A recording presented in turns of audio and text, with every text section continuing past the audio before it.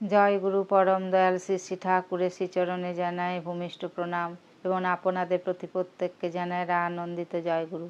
পরম দয়াল শ্রী শ্রী ঠাকুর আমাদের সুবিধার জন্য আচার্য পরম্পরা রেখে গেলেন।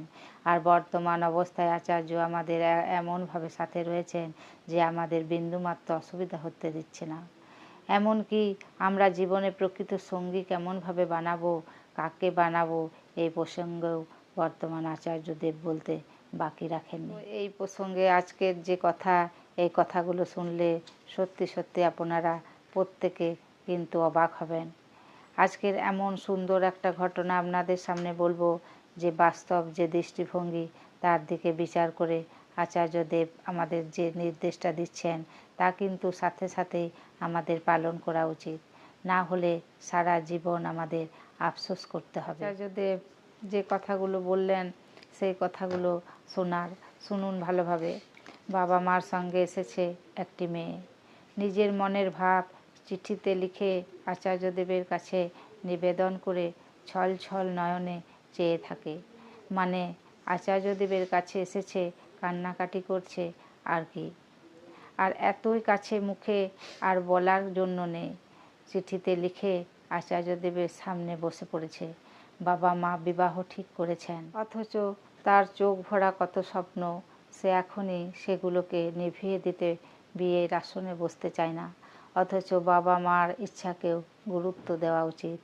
এই সমাধানের কোথাও কোনো পথ না পেয়ে সে ছুটে এসেছে আচার্যদেবের কাছে। মানে সে চাইছে না তার বাবা মার ইচ্ছাতে বাধা দিতে, আবার এটাও চাইছে না তার স্বপ্নকে ভাঙতে। তাহলে তার এখন করণীয় কী? আচার্যদেবের কাছে এই ছিল তার নিবেদন। আচার্যদেব তাকে আশ্বস্ত করলেন, কথাগুলো শুধু শুনুন। বললেন যে খুব ভালো, এই স্বপ্নটাই তো জীবন।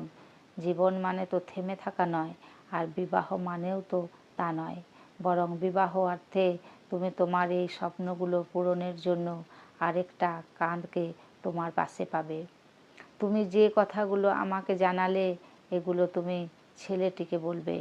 এই স্বপ্নগুলো পূরণের পথে যদি সে সাথী হয়, তবে তুমি তাকে বিয়ে করবে।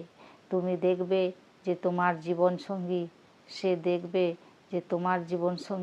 সে সত্যিই তোমার স্বপ্ন পূরণের প্রকৃত সাথী হয়ে উঠতে আদৌ সক্ষম কিনা।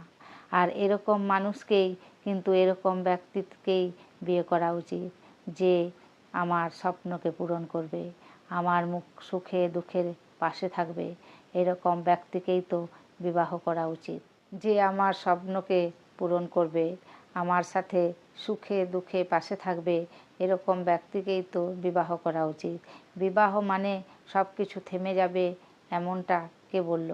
এমনিতেই এটা আমাদের একটা ভ্রান্ত ধারণা মনের মধ্যে আছে, যে এই ধারণা মতো আমাদের সঙ্গেও এরকমই হয়তো ঘটে থাকে।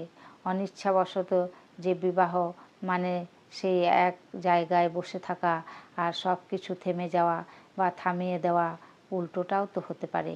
আজকে তোমার বাবা তোমার পাশে আছেন, তখন আরেকজনও তোমার পাশে এসে দাঁড়াবে। আচার্যদেবের কথায় তার সিদ্ধান্ত নিতে আর কোনো বাধা রইল না। বাবা মাও বরাবরই মেয়ের ভালোই চায়। আচার্যদেবের দিগদর্শনে তারাও খুশি।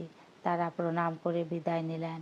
একটা মেয়ে বিয়ে করতে চাইছে না, তাকে আমরা ঘরের লোক রাজি করাতে পারছি না, অথচ মেয়েটার জন্ম দিয়েছি, মেয়েটার লালন পালন করেছি, মেয়েটাকে সঙ্গে নিয়ে আসি, কিন্তু যাকে এতদিন ধরে তার সঙ্গে যুক্ত থেকে, যার কাছে থেকে তার ইচ্ছা অনিচ্ছাকে বুঝতে পেরে, তার খুশিকে পছন্দকে বুঝতে পেরে যাকে আমি রাজি করাতে পারিনি, আচার্যদেবের কি এমন যে ওই মেয়েটা 2-1 মিনিটের মধ্যে আচার্যদেবের কথায় রাজি হয়ে গেলেন। এটাই হচ্ছে আচার্যদেবের লীলা। এটাই হচ্ছে ঠাকুর বাড়িতে যাওয়ার একটা বিশেষ উদ্দেশ্য, যে আমরা ঠাকুর বাড়ি যাবার আগে একরকম থাকি, আর ঠাকুর বাড়ি থেকে এসে আমরা আরেক রকম হয়ে যাই। আমাদের এই পরিবর্তনটা প্রত্যেকের হওয়া উচিত, প্রত্যেকটা মানুষের হওয়া উচিত। আমরা যদি নিজেকে এক জায়গা থেকে মানে অন্য স্তর থেকে আরেক স্তরে উন্নতি করতে না পারি, তাহলে কিন্তু আমাদের চলবে না। কাজ করে থাকি কিন্তু এতে আমরা বেশিরভাগ কষ্ট পাই। বারংবার একটা কথাই বলবো যে তার ইচ্ছাতে চলা উচিত, তাকে ভালোবাসা উচিত এবং তার পছন্দকে গুরুত্ব দেওয়া উচিত। আমার পছন্দটা যে আমার ভালো করবে, আমার মঙ্গল করবে, এর কি মানে আছে? ওই মেয়েটার পছন্দ হচ্ছে এখন পড়াশোনা, সে এখন বিয়ে করতে চায় না, এখন সে নিজের স্বপ্ন পূরণের জন্য এগিয়ে যাবে। কিন্তু আচার্যদেব কি এমন পথ দেখালেন যে ওই মেয়েটা ওই পথ থেকে সরে এসে আরেকটা পথে এলো। এই ভালো মন্দটা একমাত্র তিনিই বুঝেছেন আমার জন্য। আমি বুঝিনি, আমার জন্য তিনি বুঝেছেন। তাই তার বোঝা, তার পছন্দ, তার ভালোবাসা, তার সব কিছু, তার চাহিদা সব কিছু আমাদের কিন্তু গুরুত্ব দিতে হবে, না হলে কিন্তু হবে না। তাহলে আচার্যদেবের যে কথা যে সত্যি কাকে প্রকৃত সঙ্গী করা উচিত, কাকে বিবাহ করা উচিত, এই যে প্রশ্নের উত্তর আমরা কিন্তু সকলেই পেয়ে গেলাম। যিনি আমার স্বপ্ন পূরণ করবেন, যিনি আমার সবসময় পাশে থাকবেন, এমন ব্যক্তিকেই কিন্তু বিয়ে করা উচিত। এর অন্যথা হলে আমাদের কষ্ট পেতে হয়। আজ এইটুকুই। আপনারা সকলে ভালো থাকবেন। জয় গুরু।